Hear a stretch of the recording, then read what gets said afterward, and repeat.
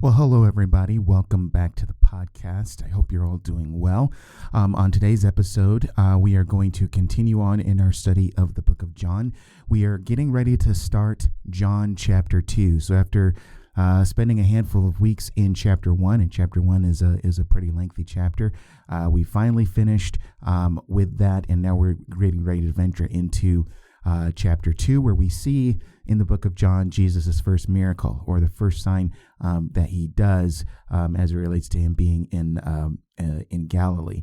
And this is the first of a few that we're going to see in the book of John, and we're going to see some interesting things even after this point. Specifically, what we're looking at today is the miracle at the wedding at Cana, where Jesus turns the water into wine. It's a pretty spectacular miracle, an interesting one that Jesus would choose to do, just given the circumstances and everything like that. We'll talk about that a little bit later, but Jesus, so far up to this point, what we've been seeing and what we've been witnessing is the witness testimony of other people as it relates to who Jesus Christ is. So we've spent a couple weeks looking at John the Baptist and what his testimony was about Jesus Christ.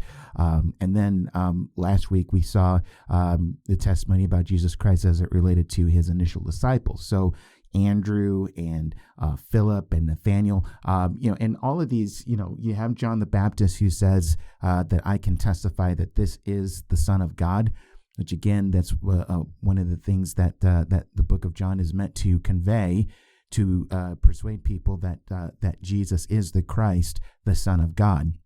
So John testifies to it.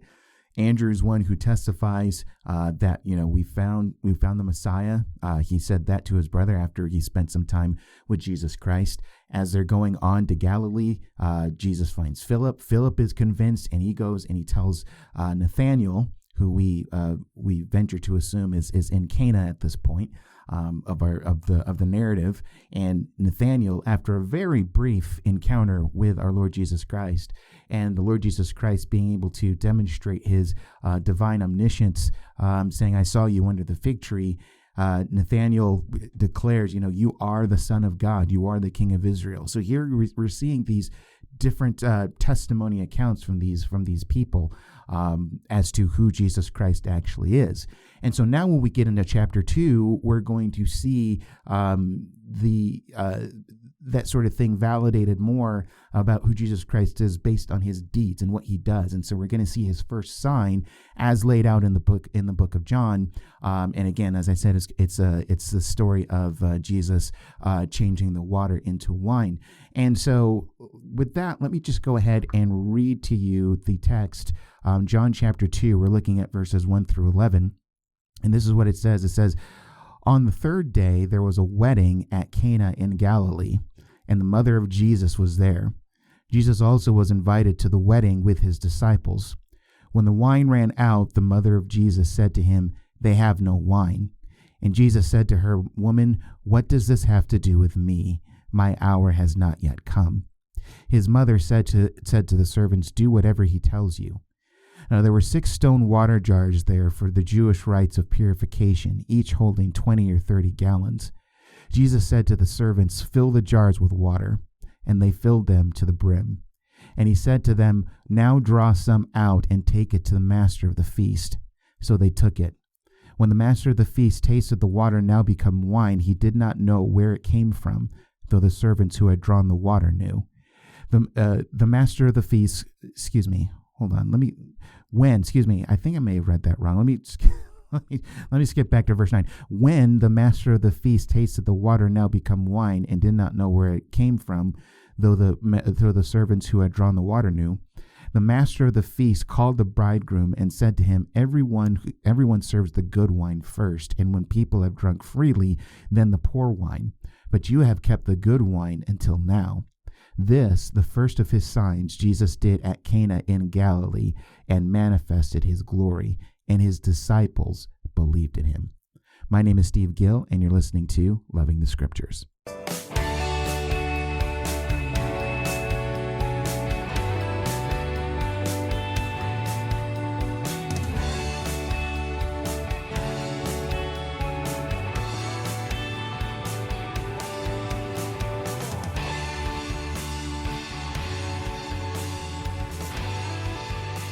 All right, so as we delve into this passage here and we go back to chapter 2 and in verse 1, we notice that it says on the third day, right? So this, we're talking about the third day. We're probably talking about the third day after, it might be the third day after they arrived at Cana. We're assuming, anyway, at least I assume that Jesus' encounter with Nathanael happened at Cana. As I may have mentioned before, Cana is where Nathanael was from. John reveals that. I believe it's in John chapter 21. It says that Nathanael was from Cana. So, and given the fact that we're going to be in Cana here at a wedding, would lead me to believe that the encounter at the end of chapter 1 that Jesus has with Nathanael happened at Cana. So maybe on the third day after that encounter, or it may be the third day, as in 3 days after verse 43, when Jesus had decided to go to Galilee. Whatever the case, there's been a passage of 3 days, and on that third day, we're here at the wedding at Cana. Now, Cana, as I said, is where Nathanael is from, and it's in the northern part of Israel. Again, if we're talking about it being in Galilee. And Cana is about 9 miles north of Jesus' hometown of Nazareth. Okay, so the fact that you have Mary and Jesus, and even as it says there, and his disciples were there at the wedding, that might suggest that the bride and groom and the family or close associates of the family were either relatives or close friends of them all. Which wouldn't be surprising. Cana is a small town. Nazareth is a small town. They're not too far from each other. It's not unforeseeable that you had people who knew each other between the two towns. Now, I mentioned Mary because it says there in verse 1, on the third day there was a wedding at Cana in Galilee, and the mother of Jesus was there. Now, just note that the mother of Mary, and the mother of Jesus, and the mother of Jesus was there. So that's how Mary is referred to all throughout the book of John, wherever she appears. She's not mentioned by name. She's just mentioned and referred to as the mother of Jesus. But we know that she is Mary based on the synoptic accounts that Jesus' mother's name is Mary. So even though it says the mother of Jesus, I'm going to be saying Mary pretty much most of the time, and most of you know and are aware of that. It's not weird to you. If you're new to the scriptures or to Christianity or anything like that, and you're wondering about that, that's why. So we know that the mother's name is Mary, and that's how I'll be referring to her when we're talking about her. So Jesus and Mary are there, which again, like I said, might be an indication that there's some family ties between people in Nazareth and Jesus' family in Nazareth and in Galilee. It also says in verse 2 that Jesus also was invited to the wedding with his disciples. And again, Nathanael, we can maybe assume now that Nathanael is going to be a follower of Jesus. We know that he is one of the original 12. And he is, in fact, from Cana. And again, with Cana being a small town, Nathanael probably knows the people who are getting married as well. So it's not surprising that he's there as well. But so you have Jesus, his disciples, and Mary, who are at this wedding feast. Now, in verse 3, it says, "When the wine ran out, the mother of Jesus said to him, 'They have no wine.'" Okay, so here's where our problem begins. Okay, the wine ran out. Now, even today, in any sort of wedding celebration, if they have alcohol there or something like that, and yes, I do believe that the wine was alcoholic, may have been diluted or whatever, but there was alcoholic wine. This was a problem, especially when you take into account that in this part of the world, and even today, but back then, and even today in that part of the world, hospitality is very important in that culture, and especially as it relates to special events like we have here with this wedding. So running out of wine was a big deal. And I would even say it was probably a tad bit embarrassing for the host. The host was one who was responsible for providing the wine and making sure that you had enough wine. Certainly the bridegroom, because this would be at his place, would be responsible for making sure that there was enough wine. And turns out that there isn't enough wine, and so they run out. So when you have guests at your particular place and you're having a celebration and the wine runs out, that's kind of embarrassing and kind of a big deal. So the way that it's laid out in Scripture says when they ran out of wine, it kind of has this sense of, oh, this is just a particular nonchalant sort of happening where, oh, we just happen to run out of wine. And it's hard for us to grasp just from the way the text is laid out. And if we don't have an understanding of the culture, that we're dealing with something that's a bigger deal than what we might initially gain from the text by just reading it. It says when the wine ran out, back then, and even from a Jewish perspective, if you have a Jew who's reading this and saying the wine ran out, that person would say like, what, they ran out of wine?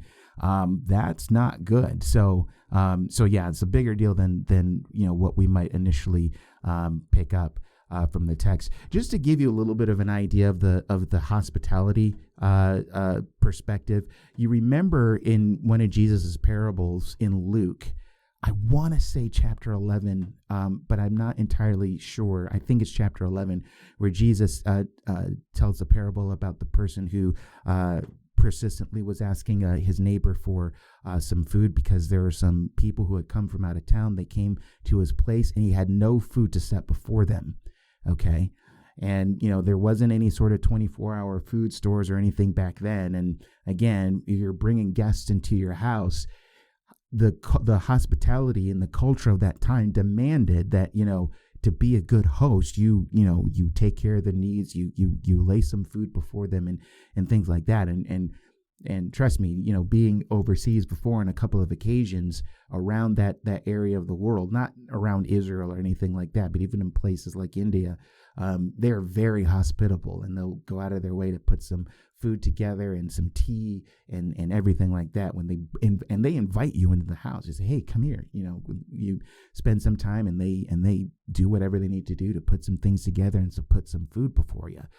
So it's kind of those same things. Now we're not talking about a shortage of food or anything like that, but again, I'm just trying to paint in your mind the whole thing of the culture and the whole hospitality that's surrounding that, so that when the wine runs out, again, it's kind of a big deal. But in the whole thing of this description of, when the wine ran out, you have again Mary, who is just identified here as the mother of Jesus. She says that they have no wine. Just a simple statement that's directed to Jesus. Now, the question is, what's the nature of this comment? Now, based on Jesus' response in verse 4, in verse 4 it says, where Jesus replies, says, "Woman, what does this have to do with me? My hour is not yet come." I mean, just from the fact that Jesus replies in that way, I think we can gather that Mary's comment to Jesus at that time was made with the expectation on her part that Jesus would then get involved in whatever way, in whatever manner. But here's the thing: there's kind of a dual perspective on this as far as what Mary was actually trying to accomplish, as it relates to her comment to Jesus saying that they have no more wine. People are speculating and ask the question: well, was she expecting Jesus to perform a miracle? And that's a good question. And to a certain extent, I mean, if we're looking at this from the perspective of Mary, knowing who Jesus is, obviously, and the first thing that comes to her mind is that, okay, hey, since you're the Son of God, or since I know who you are, you certainly have the ability to do this. So help these people out, and do your thing, that sort of thing. Kind of do what is natural and normal to you, since I know that you have the power to fix this problem. Would be the question that some people, or the thought that some people have as far as what Mary was asking Jesus to do. The thing is, though, is that with this, Jesus hadn't really launched into his ministry yet. And you get the impression that before this time, Jesus wasn't one who really performed any miracles. before he started his ministry. Now you're going to see that he starts to do that more and more. And even at the end of this chapter, you get a sense, you get an idea that while he was at the Passover feast in Judea, in Jerusalem, that he was performing signs and miracles. But before that time, and especially here, that's not really what Jesus was doing, and hadn't performed any miracles. So again, and even again at the end of our text in verse 11, remember that it says that that this was the first of Jesus's signs here, and so I would be less inclined to think that that we're not really necessarily dealing with a situation where Mary is calling on Jesus to perform a miracle that he's been used to doing before. That's where our minds might naturally go, because we just know how Jesus behaved and responded to things in the course of his earthly ministry. But you have to understand, at this time in the book of John, we're just at the cusp. We're just at the very beginning of things. So in all likelihood, even before this point, Jesus really hadn't been performing any miracles.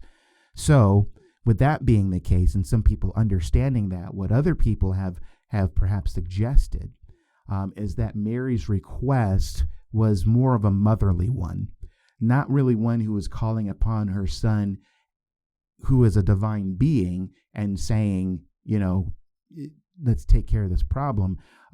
It was more of a motherly request, where Mary, as Jesus's mother, was approaching with sort of a motherly authority to her son, and that in doing that, and in Jesus's reply, what you see is that he's breaking. When he's saying, "What does this have to do with me? My hour is not yet come." That's Jesus. That reply was Jesus's way of kind of breaking from the required submission to his mother, from submitting to his mother, to going about his father's business, so to speak, and starting his own ministry. So by saying what he said to her, he's making that break. Because again, remember, Jesus as a boy and growing up as a young lad, and then, growing up once he hits adulthood, all that time period, Jesus, you even read this in the beginning of Luke, as Jesus was growing up, he was submissive to his parents, right? He was submissive to Mary and Joseph, which, by the way, we don't read anything of Joseph here in the text in John, which might give us an idea that that Joseph is dead by this point. But Jesus, because children are required to obey their parents according to the law, right? And Jesus upheld the law perfectly. So part of this whole thing of growing up, even in human form, was to be submissive to his mother. And so the idea in other people's minds is that in verse 4, Jesus is making that break. It's now time to break away from that whole thing where Mary has that authority over Jesus, and that he is now, coming out on his own as he's starting his ministry. So in other words, he's saying, I have to start in my own way now, and your ideas of what I need to do, and that sort of thing, is not going to do anymore. Okay. So it's sort of a transition from required submission to his mother to now his ministry role as the Son of God. And that certainly is a possibility too. I don't necessarily dismiss that either. I agree with people who think along those lines, who would say that, we have to take into account that Jesus didn't perform any miracle before that point. So it's not, Mary isn't maybe necessarily asking Jesus to do something that would be natural to him that he's been doing before. But here's a possibility that I have in my own mind as far as what we're dealing with, where Mary just makes this comment of saying that they have no more wine, is that even though Jesus may not have performed a miracle yet, Mary knew that Jesus, as the Son of God, was capable of providing wine miraculously. And, she may have wanted Jesus to do a public display of his power, so that the people there would be able to believe in him. And I think the approach in that possibility, the angle that Mary would be coming at this, possibly, I'm not saying this 100%, but I'm saying that maybe there's a good possibility that Mary's thought is that if Jesus hasn't been performing miracles this whole time before his earthly ministry, that perhaps Mary was saying and making this statement, hey, they have no more wine, that she's saying, now are you ready to show your glory? Are you ready now to start stepping out there and showing people who you are after all this time? In other words, is it, how much time is going to go before people start seeing and witnessing who you really are based on what you're able to do?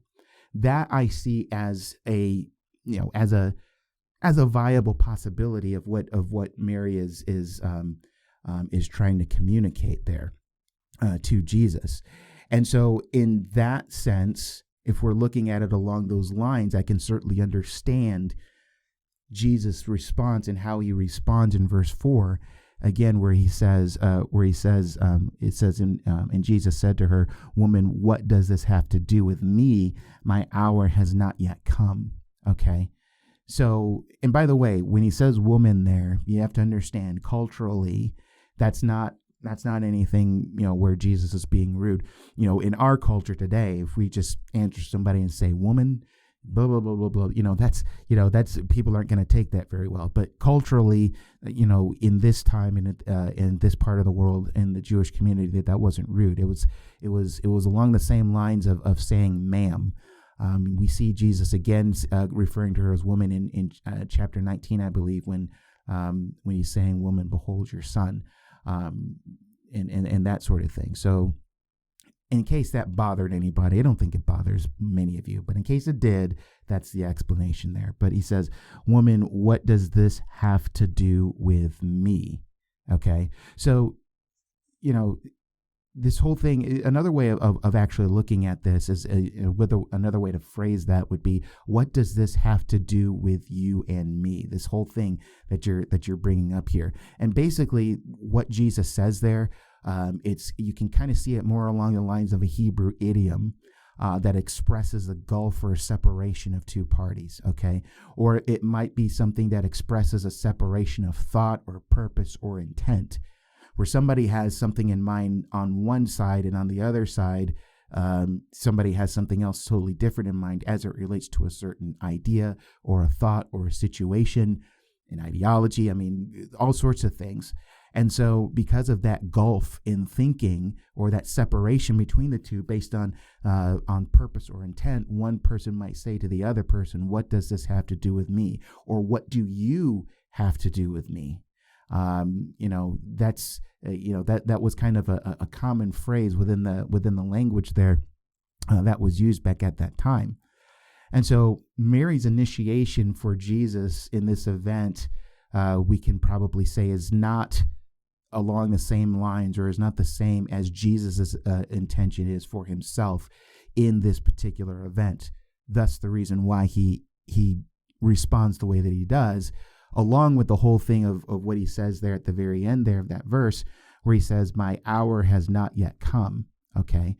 So again, and the reason, and the fact that Jesus says that, kind of gives me, is one of the reasons why that gives me kind of the idea of the possibility that Mary, perhaps in a certain sense, is asking for a miracle, although it's not so much as a response to do what you are normally used to doing because you're the Son of God, that sort of thing. No, he hasn't been performing any miracles. He hasn't been doing that before his ministry starts. But she's saying, now is the time. Do we want to step out now and start to do this whole thing? And Jesus, I would say, it might be possible to say that Jesus, even though he does carry forth in this, and that he carries forth the intention that he himself had all along. I believe that this is the intention that he had all along. Jesus' response kind of highlights the whole idea, is that Jesus isn't running by Mary's schedule or Mary's intention or ideas. And in fact, Mary's idea might have been something that was a little bit more broad, where there's, a public display of his glory at this particular time. That would really solidify in people's minds who he really is. The whole use of the term "my hour has not yet come," the word hour there in this particular context probably refers to a moment. This isn't my moment. So his moment, or his time for public glory, has not yet come, especially, everything being pre-cross and everything. Now, his glory as it relates to his miracles would become more and more widespread. Again, you kind of see that as chapter 2 starts to wind down, and we'll talk about that once we get to that point. But I think the whole idea is that another possibility is that Mary was looking for something that would get a lot of other people's attention, and saying, now is the time. Is now the time? Hey, they have no wine. Now's your chance and your opportunity to show people who you are based on what you're able to do after all this time. And so Jesus then responds, why, what does this have to do with me? My hour, my moment, as far as that goes, has not yet come. And really, you see how true that is when you see how the rest of this narrative lays out, because this wasn't something that was publicly displayed to everybody there. And there would be quite a number of people there at this wedding feast. And only a select few people know about it, as we're gonna see here in a minute. So with that being laid out by Jesus there in verse 4, in verse 5, it says, his mother said to the servants, do whatever he tells you. So if Mary understands Jesus' words, that his time of public glory has not yet come, then these words to the servants that Mary says would seem to acknowledge that any work of Jesus in this situation would be by private means. Okay. And, and notice here where, whereas, Mary may have been inserting herself and saying, in sort of way saying, is that, do you want to start doing this now? Now her response, not to Jesus, but to the servants, is do whatever he tells you. This is his whole thing. So in other words, do whatever he has in mind. And parenthetically, you might be able to say, which is opposite of what I have in mind. I mean, one thing you have to remember and keep in mind is that Jesus, even though he is fully man and fully human, he is fully God and who has a will, and his will is to carry out the Father's will, which their wills coincide together, which was determined in eternity past. So really, at the end of the day, Jesus's will and how his whole earthly ministry is mapped out, when he's going to display his glory, to whom he's going to display his glory, and everything like that is up to him. So Mary's response here is very appropriate. Do whatever he tells you. Whatever he has in mind is what should be followed. And whatever I have in mind, in whatever way that I have in mind, should take back seat or should disappear altogether. Because here, Jesus, being God himself, is the one who's in control and has authority as to how these things is laid out. So Mary's in a good spot, and she says, do whatever he tells you. And so then in verse 6, it says, now there were 6 stone water jars there for the Jewish rites of purification, each holding 20 or 30 gallons. So just given the number of jars there and how many are able to, they're able to hold, we're talking, over 100 gallons of wine that we're about to make here. Okay, so that's a good amount of wine, I'd say.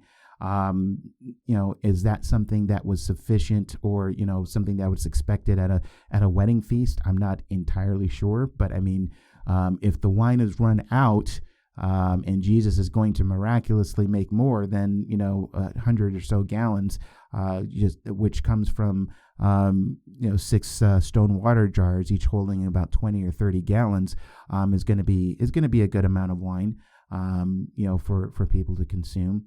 And so, this should show that Jesus, that Christ can sufficiently supply and then some.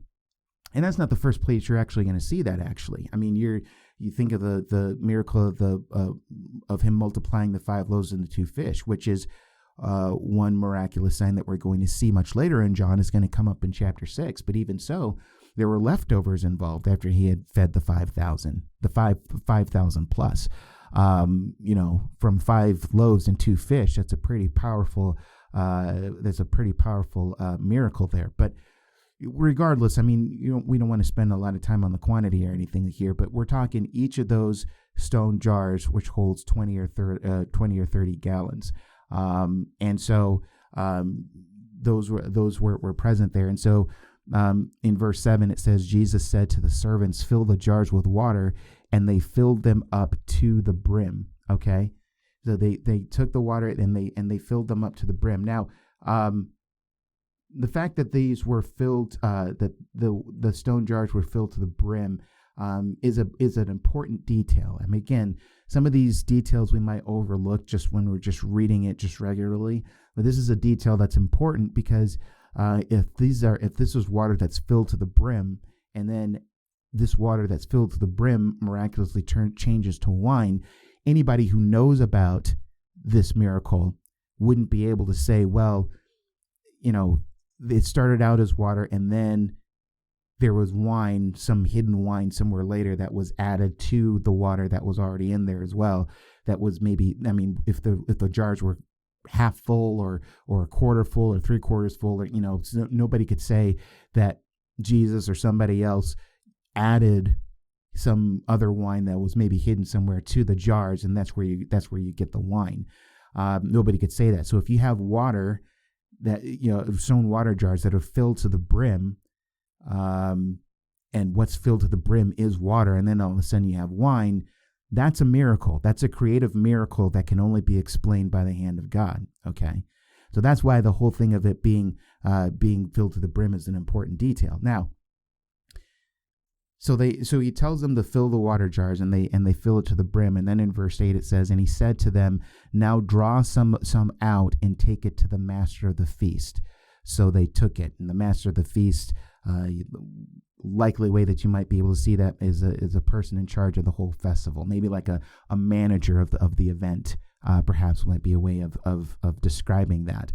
And so Jesus, and notice, this miracle is very low key without any fanfare, because look at what we have there. Let me start back in verse 8. In verse 8 it says, and he said to them, now draw some out and take it to the master of the feast. So they took it. Now verse 9, when the master of the feast tasted the water now become wine, and did not know where it came from, though the servants who had drawn the water knew, the master of the feast called the bridegroom, and so forth and so on. So just like that, even in the text, there isn't really any description of any fanfare or anything like that. Again, this wasn't a very a largely public sort of display of Jesus' glory that we have here. The water just all of a sudden just becomes wine. So this miracle was very low on fanfare. Jesus didn't say any words. He didn't wave his hands, or he didn't pray over the water to make it turn into wine or anything like that. One moment it's water, and then the next moment it's wine. And there you go. And that shows the creative ability of Jesus to be able to do something like that and to change that water into wine. And so again, like I said, this isn't a largely public sort of thing that Jesus did here. Only a small handful of people knew about this. So in addition to the servants, because again, remember in verse 9, parenthetically, it says, though the servants who had drawn the water knew, they knew what had happened. The master of the feast didn't know what happened. They were, the servants were just told, take some of the wine and take it to the master of the feast, which is an interesting sort of thing. And you'll see why when we see what the master of the feast has to say about the wine itself. But I mean, the master of the feast doesn't know where this came from, and so he automatically starts to attribute this to something that the bridegroom did, just as far as the quality of the quality of the wine there. But you have the servants there, and then you have the disciples, just as it's shown there in verse 11, who seems to know. I mean, you might say Mary probably knew, but I mean the text really doesn't lay that out. But again, the servants and the disciples, at the very least, were people who knew what had happened here. So this wasn't a public display. So if this was something that Mary was meant by what she was originally asking for, that's not what Jesus provided. And that's okay, because Jesus is in charge of everything. And he says, my hour is not yet come. So it says, so when the master of the feast tasted the water now become wine, and did not know where it came from, though the servants who had drawn the water knew, the master of the feast called the bridegroom, now verse 10, and said to him, everyone serves the good wine first, and when people have drunk freely, then the poor wine, but you have kept the good wine until now. So here we get a little bit of a cultural insight into how things worked It's probably not surprising that it worked this way, but I mean, the way that it's explained is that at an event like this, the good wine, the very good, the tasty wine, the best wine is served first, and then the poorer wine later. And notice it says, and when people have drunk freely, then the poor wine. And the drunk freely is kind of I guess maybe the euphemistic way of saying when people have had a little bit too much to drink. They bring out the lesser quality wine, the poorer wine, because at that point, at that point of consumption of wine, people really don't really pay attention to the difference. They don't know the difference. Now, just to be clear, this isn't saying that by laying this out that Jesus supports overconsumption of wine or anything like that. The master of the feast is just laying out what culturally normally takes place. What normally takes place is that the good wine is served first, and then when people have drunk freely, when they've had too much to drink or whatever, then they bring out the lesser quality wine.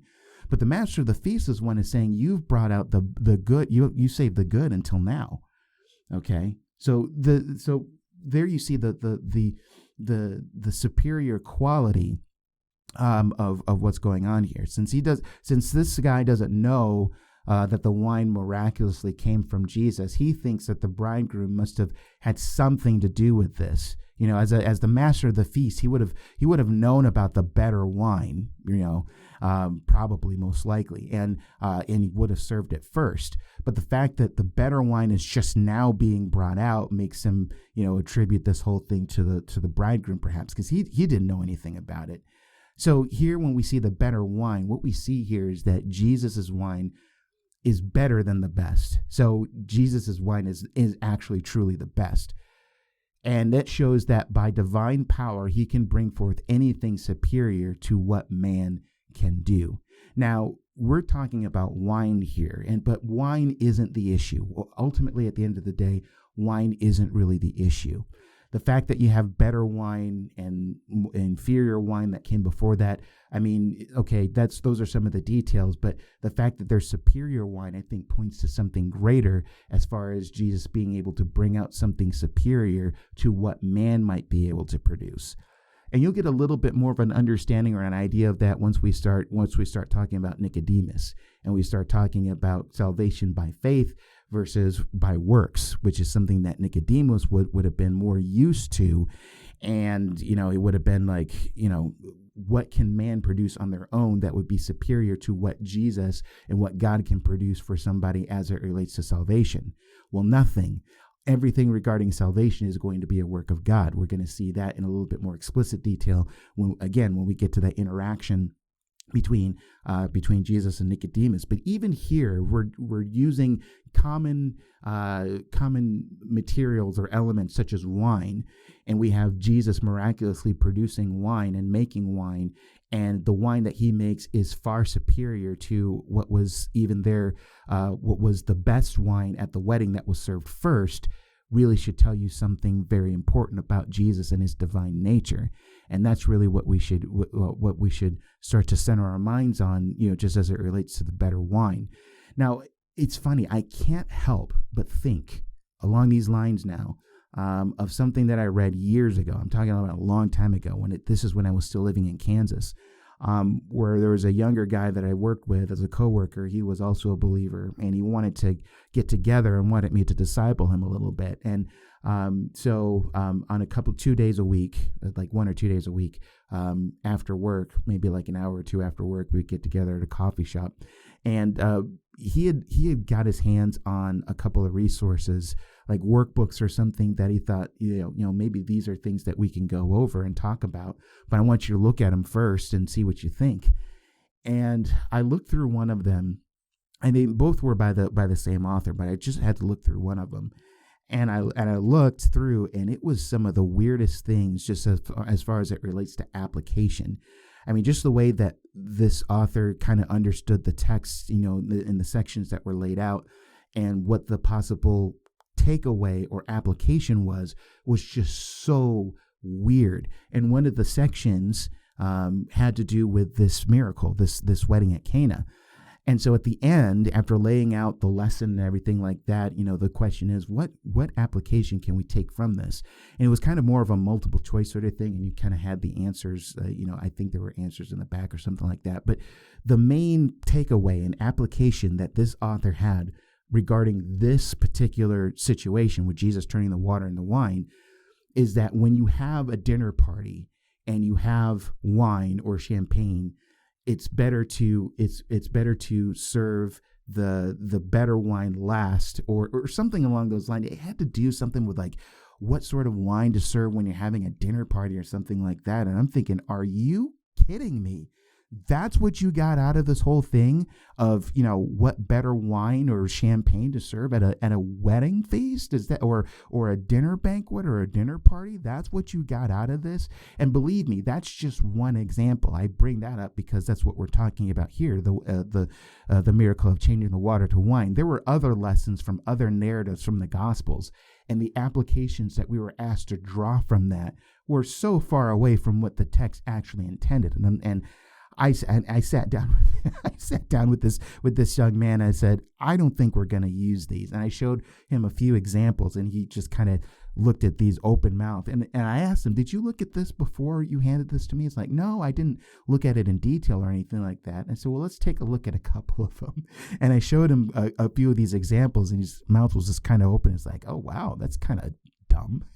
Like, yeah, just a little bit dumb. So, needless to say, we didn't use those books or anything.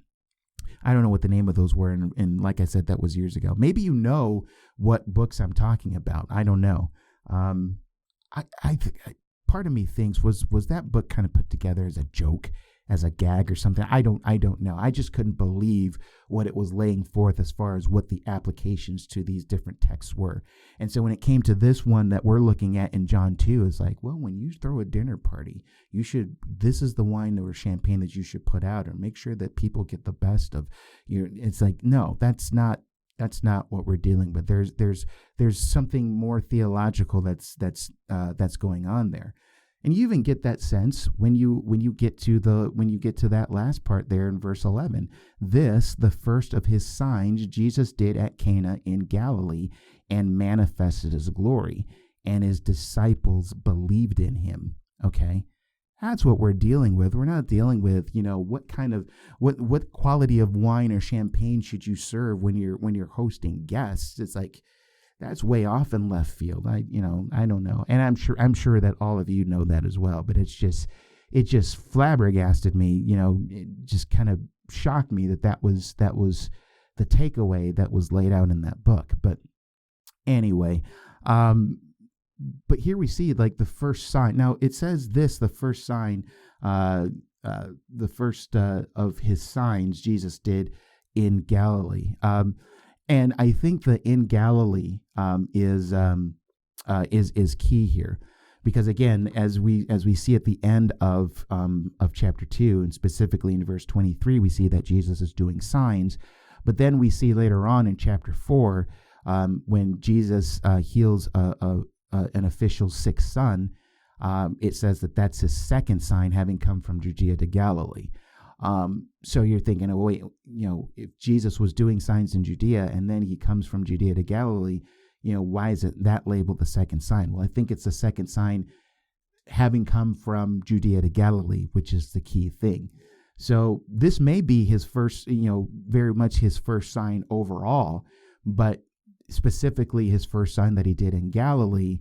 And then and he would have come, from the Judea region back to Galilee. Remember, he decided to go to Galilee in chapter 1, verse 43. And so now here we are in Galilee, and he performs his first sign, and then he's going to go back to Galilee again. We're going to see that next week when he goes back down to the Passover feast. And then, as you're going to see later in chapter 4, he goes back to Galilee, and then he performs the miracle of healing the official's sick son. And so that's the second miracle, having gone from Judea to Galilee, is I believe is how the text lays that out. But regardless of, setting that aside, that's just the explanation there. But we're dealing with a sign that signifies, that points to something. And this is a sign I think in a certain way, especially when we're dealing with better wine, just dealing with who we're dealing with and the superior nature of who we're dealing with. And again, just kind of the tie-ins that you can have as that relates to the things that God provides versus what man provides and how superior that is. If we're gonna make that connection as it relates to salvation, I think that that's a pretty key sign. And I don't just say that willy-nilly. The reason why I say that is, again, because of what you're going to eventually see here not too long from now when we get to Jesus' interaction with Nicodemus here. And we'll see in a little bit more detail the point that Jesus tries to make as far as salvation and being born again as far as that goes. But in an overall sense, this is a sign that points to who he really is. All throughout this time, I mean, again, going back to John the Baptist and even his initial disciples have made testimony to who Jesus Christ is based on their interaction with him and signs that have been shown to them. Now, with this here, of this first miraculous sign that we see, that in itself is a testimony as to who Jesus Christ is. Okay, the fact that he's able to take water that fills water jars to the brim and is able to convert that to wine miraculously shows us who we're dealing with. Okay, and so that's what we're dealing with. And like I mentioned, I think I may have mentioned this earlier before in the episode, and I said I would mention this here, is that I think I said it's interesting just the first sign and just kind of the circumstances surrounding where this first sign happens. It happens at a wedding in a place where the wine runs out. And so the reason why I say it's interesting is that really this first sign that's laid out here in John is pretty low key. Just as there's no fanfare, as I mentioned before, as far as who this is shown to and when what Jesus didn't do. I mean, he didn't pray over the water, he didn't wave his hand over the water or say any sort of special formula or anything like that. The sign all around is pretty low key. And it was for a relatively unimportant crisis. I mean, for the people hosting the banquet or the wedding banquet, it would have been a social crisis. Like I said, that's kind of a big deal and it's kind of embarrassing. But really, we're not dealing with anything where somebody's sick and or dying or somebody has died and that sort of thing. We're just dealing with they ran out of wine. That's bad from a social and cultural perspective, but your life is going to go on just fine after that happens. Okay. But here's what we have to understand is that, the purpose of what we see here isn't so much for man's benefit or for his comfort or for his convenience or anything like that, but it is for Jesus to show off who he is. That's what we mean there, where it says, and he manifested his glory, manifested who he is by displaying his power and thus showing who he is. Now, this is important for the disciples at this early stage. It says that the disciples put their faith in him, as it says there at the end of our text. It says, and his disciples believed in him. And I think another way of putting that is that they put their trust and their faith in him. Okay, seeing God's power at work in and through Christ, they put their faith and their trust in him. And this is really in a lot of ways confirming their belief that he is the Christ. Remember, Jesus has them sold based on what he's actually already told them by conversation and what he's spoken to them. Okay. Now we're here in Cana. We have this sign of Jesus turning the water into wine, and this confirms their belief. And they put their faith and their trust in him. They believed in him. So this is a confirmation sort of thing.